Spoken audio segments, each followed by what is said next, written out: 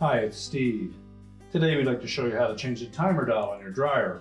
It's a really easy repair. Let me show you how we do it. So to begin with, we'll remove the old knob if it's still intact. We'll discard that.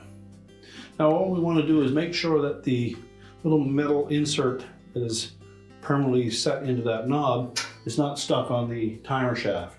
And if it is, you'll need to remove that first before you attach your new knob. So to remove the clip from the shaft, if it's still attached, simply take a flat blade screwdriver, just pry it off, and discard that as well. And then we're ready to install the new knob. Make sure that we have the flat side of the knob on the flat side of the shaft. Press it firmly into place.